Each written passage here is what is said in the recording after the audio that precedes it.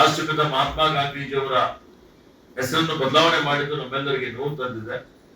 ಹೀಗಾಗಿ ನಮ್ಮ ರಾಜ್ಯದಲ್ಲಿರುವಂತಹ 5,927 ಗ್ರಾಮ ಪಂಚಾಯತ್ಗಳಿಗೆ ಅದರ ಹಿಂದೆ ಮಹಾತ್ಮ ಗಾಂಧಿ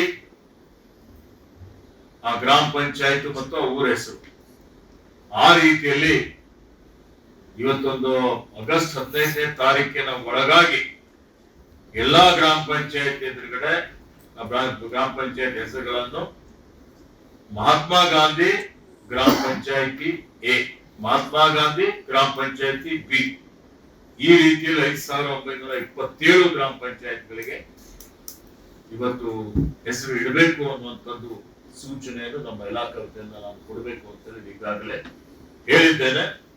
ದೆಹಲಿಗೆ ಹೋಗಿದ್ದಾಗೂ ನಾನೊಂದು ಪ್ರಸ್ತಾಪ ಮಾಡಿದ್ದೆ. ದೇಶದಲ್ಲಿರುವಂತಹ 2,68,000 ಗ್ರಾಮ ಪಂಚಾಯತ್ಗಳಿಗೆ ಸಹಿತ ವಿಬಿಜಿ ರಾಮ್ಜಿ ಇದ್ದಿದ್ದು ಮಹಾತ್ಮ ಗಾಂಧಿ ವಿಬಿಜಿ ರಾಮ್ಜಿ ಮಾಡ್ರಿ ಅಂತ ಹೇಳಿದ್ದೆ. ಹೀಗಾಗಿ ಅದರ ಉದ್ದೇಶ ಜನರಿಗೆ ಒಂದು ಸ್ಫೂರ್ತಿ ಬರಬೇಕು, ಒಂದು ಪ್ರೇರಣೆ ಬರಬೇಕು. ಗಾಂಧೀಜಿಯವರ ಪರಿಕಲ್ಪನೆ ಏನಿತ್ತು ಹಳ್ಳಿಗಳ ಅಭಿವೃದ್ಧಿ, ಮಹಾತ್ಮ ಗಾಂಧಿ ಅಂತ ಹೇಳಿದ ಮೇಲೆ ನಮ್ಮ ಮನಸ್ಸಲ್ಲಿ ಒಂದು ರೀತಿಯಲ್ಲಿ ಗೌರವ ಬರುತ್ತೆ.